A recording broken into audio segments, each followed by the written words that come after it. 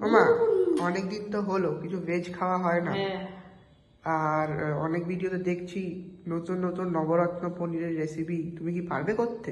হ্যাঁ, না পারার কি আছে, তো খুব করো না। সহজ। নবরত্ন রেসিপির যে উপকরণগুলো লাগবে সেগুলো এক এক করে বলছি। প্রথমে গাজর, ক্যাপসিকাম, টমেটো, ফুলকপি, কড়াইশুঁটি, বিনস, আলু আর পনির। এবারে আমি কিভাবে তৈরি করছি সেটা এক এক করে দেখাচ্ছি। পনিরটা ভাজা হয়ে গেছে, আমি বেশি ভাজিনি, হালকা করেই ভেজেছি। পনিরটা তুলে ফেললাম। এবারে তেজপাতা ফোড়ন দিয়ে দিচ্ছি, আলু দিয়ে দিচ্ছি, ভেজে নিচ্ছি। করে সব সবজিগুলো দিয়ে দেবো। প্রথমে দেবো গাজর, বিনস, দিয়ে দেবো ক্যাপসিকাম,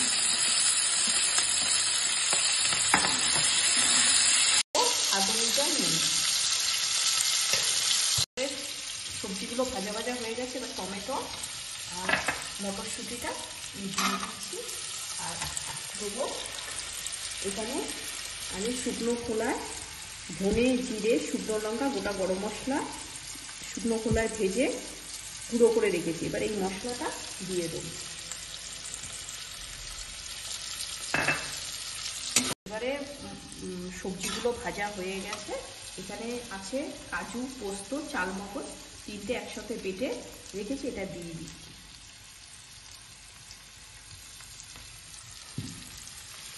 মশলাটা দিয়ে মিশিয়ে নেব সবজিটার সাথে।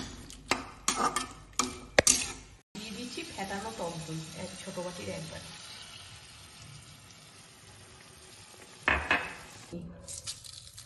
স্বাদ অনুযায়ী। এই দেখুন বন্ধুরা, মশলাটা থেকে তেল ছেড়ে গেছে। এবারে আমি এই ভেজে রাখা পনির আর ফুলকপিগুলো দিয়ে দেবো।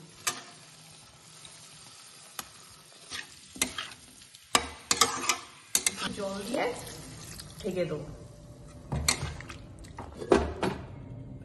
এবারে আমি থালা তুলে দেখি তো তরকারিটা কি পরিস্থিতিতে আছে।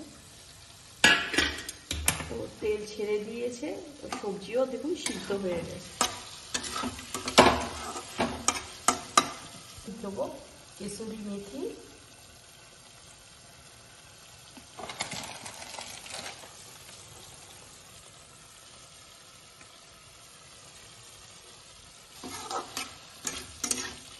নবরত্নটা আমার কমপ্লিট হয়ে গেছে।